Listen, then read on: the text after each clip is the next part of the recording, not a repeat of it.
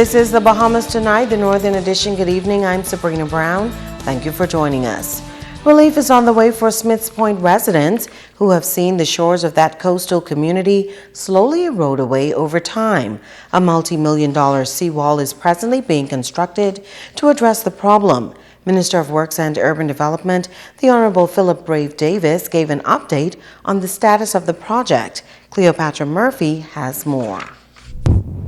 By the next hurricane season, the Smiths Point community will have its long advocated for seawall in place, and much of the community's fare after years of coastal erosion will be allayed.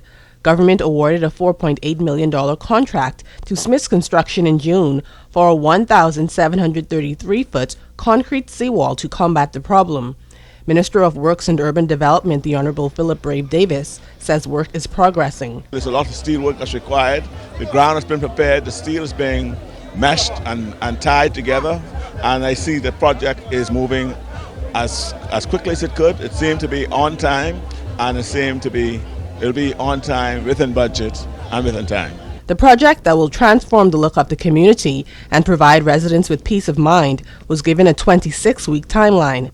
Davis is looking forward to its completion. I think we said 6 months, 6 months from starting, so I hope to see it finished before May of next year. Davis, who says he recently visited the site and spoke with residents, says he realizes its importance to the community. He says residents are pleased the seawall is finally becoming a reality. They see activity. It was just no longer talk. They see a workplace where people are, about 15 young Bahamians are being employed. They see the machinery that's in place, preparing the area for the pouring and the laying of the steel, and so they see it, and it's no longer talk. They see the emotion. They are elated by the prospect of this work being completed. Once completed, the project will include a 5-foot wide sidewalk, ramp, and steps leading to the beach. Cleopatra Murphy, ZNS Network News. Renovations are almost completed at the West End Clinic. Work began earlier this year at a cost of $1.3 million. Since then, medical services have been provided to residents at a temporary site in that community. The Minister for Grand Bahama, the Honorable Dr. Michael Darville, says work has been progressing well at the West End site.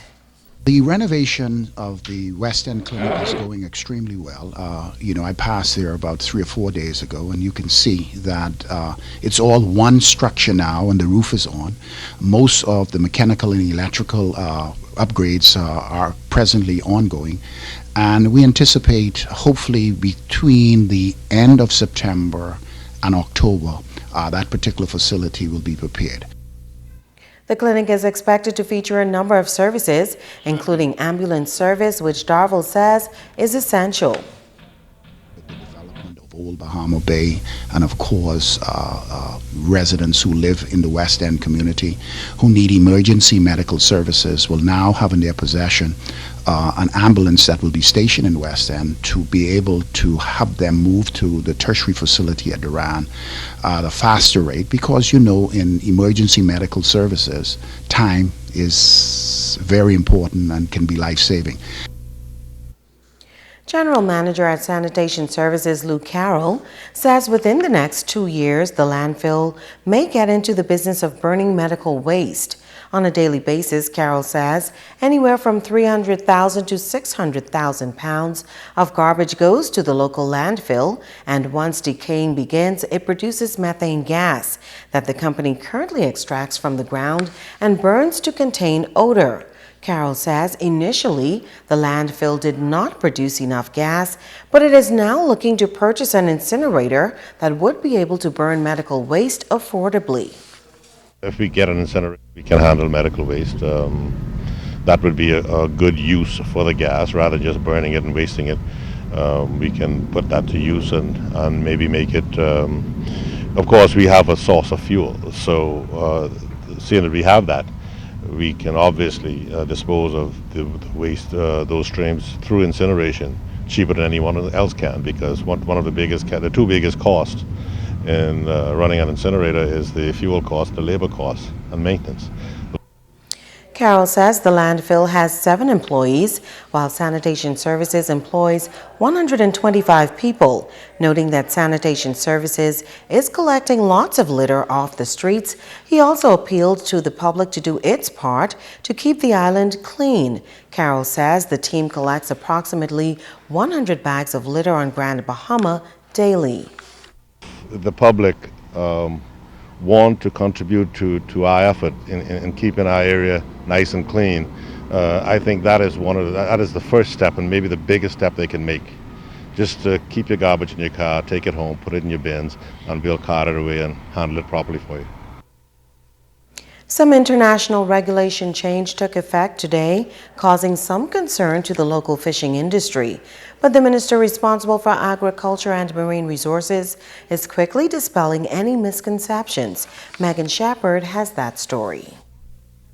An article posted online recently causing concern for some in the fishing industry. The headline, "Transporting Bahamas Fish to Florida Now Legal." And the article claims that taking recreational fish back to Florida will now be easier. Now we spoke with the Minister of Agriculture and Marine Resources, the Honorable V. Alfred Gray, who assured us that these changes will in no way affect regulations in the Bahamas. Law with respect to sport fishing in the Bahamas is very clear. There is a limit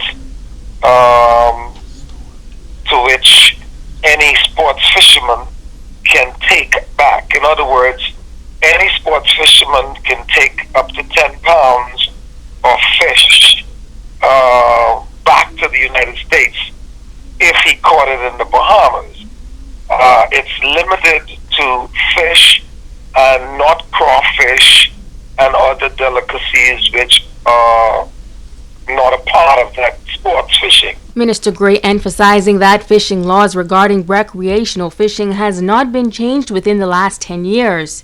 He notes that fishermen in the Bahamas should not be alarmed, as stipulations are still in place to protect Bahamian resources. It seemed to me, though, that the United States had a problem with them bringing fish out of the Bahamas, no matter what the quantity, in a certain form. And so that is what they are seeking to regulate from what I read. And so it has nothing to do with the Bahamas laws. It seemed to have more to do with Florida laws, seeking to ensure that whatever they bring it in a certain form. Minister Gray added that the Bahamas Defense Force holds the great responsibility of protecting our borders and have been doing a commendable job when it comes to controlling poaching. He says while these agencies are heightening their vigilance, it is still every citizen's job to remain alert. The Defense Force is now positioned to do better patrols and more frequent patrols of our borders. We can't leave it just up to the Defense Force. I think wherever we are in our country, we need to assist the law enforcers to ensure that those who are engaged in sports fishing or recreational fishing do not take out of the Bahamas more than the law allows. Megan Shepard, ZNS Network News. Stay with us, there's more news after this.